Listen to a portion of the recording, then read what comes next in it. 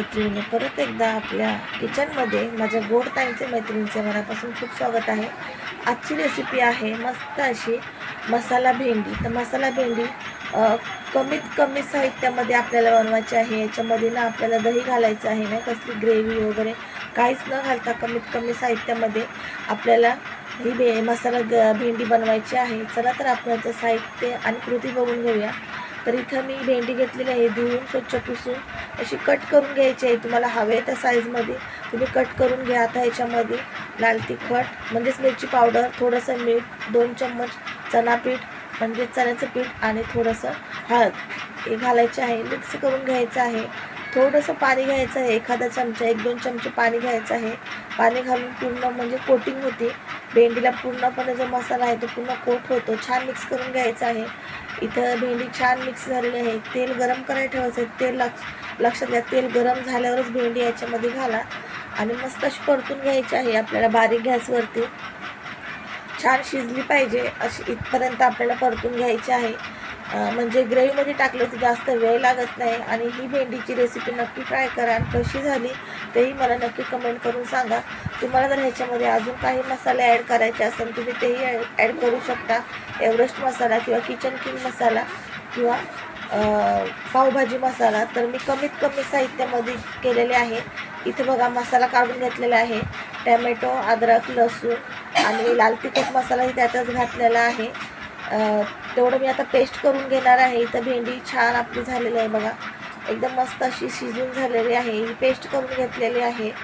आणि आता आपण इथं भेंडीला फोडणी करून घेऊया. ते मी इथं काढून घेते, संपूर्ण भाजी काढून घेते. केल्यावर वाफवलं ती भाजी नंतर आपली थोडी कमी होते. इथं मी तेलामध्ये जिरे घातले, थोडी दालचिनी, तेजपत्ता कट करून घातलेला आहे. तुम्हाला पाहिजे तर तुम्ही थोडंसं ह्याच्यामध्ये तूप किंवा बटरही घालू शकता. कांदा मी एकच कांदा घातला आहे. थोड्या भाजीच्या हिशोबाने आपल्याला घालायचं आहे. तर मोठा एक कांदा बारीक कापून घातला आहे. छान लाल झाल्यावरती ह्याच्यामध्ये आपल्याला जी पेस्ट केली ती पेस्ट घालायची आहे. आणि जर तुम्हाला थोडासा ह्याच्यामध्ये लाल तिखट मसाला अजून घालायचा असेल तो घाला. तर इथं बघा मी 2 चम्मच चण्याचं पीठ घेतलेलं आहे. आपल्या ग्रेव्हीला ह्या चण्याच्या पिठानेच थिकनेस येणार आहे. जर तुम्हाला चण्याचं पीठ नसेल घालायचं तर तुम्ही इथं दही ॲड करू शकता. पण दही जर नसेल आणि तुम्हाला मसाला भेंडी करायची आहे अशा प्रकारे तर तुम्ही 2 चम्मच ह्याच्यामध्ये चण्याचं पीठ घालून छान कांदा थोडासा अर्धवट लाल झाल्यावर छान परतून घ्या. मग त्याच्यामध्ये टॅमॅटोची जी पेस्ट केली, टॅमॅटो, अद्रक, लसूण ती पेस्ट घालायची आहे. खूप छान असा सुगंध आणि खूप छान अशी भेंडी होती. ग्रेव्ही टाईप मस्त अशी आपली भेंडी होती बघा. हॉटेलमध्ये अशाच प्रकारे भेंडी केली जाते. दही वगैरे काही ते लोक जास्त करून वापरत नाही, फक्त कमी टाकतात पण कमी टाकतात. पण चण्याचं पीठ तर जास्त करून हॉटेल साईडला वापरलं जातं. चण्याचं पीठ किंवा गव्हाचं पीठ किंवा मक्याचं पीठ अशा प्रकारे वापरलं जातं. तर इथं बघू शकताय मी पाणी आपल्याला जेवढी ग्रेव्ही पाहिजे त्याप्रमाणे पाणी घालायचं आहे. तुम्ही इथे गरम पाणी घालू शकता आणि कोथिंबीर किंवा कस्तुरी मेथी घालू शकता आपल्या आवडीनुसार. आणि इथे छान अशी मिक्स करून घेतलेली आहे ग्रेव्ही.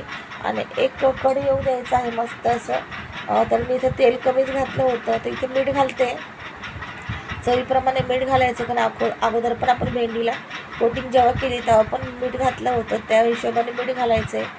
छान असं मसाला ग्रेव्ही तयार झालेली आहे. आता ह्याच्यामध्ये भेंडी टाकायची आहे. मस्त अशी भेंडी बघा मिक्स करून घ्यायची आहे. आणि छान असं एक झाकण लावून दम घ्यायचं आहे. मस्त अशी भेंडी तयार होते. न खाणारंसुद्धा भेंडी आवडीने खाते म्हणा. अशा प्रकारे करता तर खरंच खूप छान. तुम्ही टिफिनला ही भेंडीची भाजी देऊ शकता. मुलांच्या टिफिनमध्ये, हजबंडच्या टिफिनमध्ये सुद्धा ही भाजी देऊ शकता. तर ते बघू शकता मस्त अशी मसाला भेंडी तयार आहे. तुम्ही भातासोबत, भाकरीसोबत, चपातीसोबत किंवा ब्रेडसोबतही खाऊ शकता. खूप छान लागते ही मसाला भेंडी. नक्की माझ्या ह्या पद्धतीने तुम्ही तयार करून बघा आणि खाऊन पण बघा. रेसिपी आवडली तर नक्कीच चॅनल लाईक, शेअर, सबस्क्राईब करा.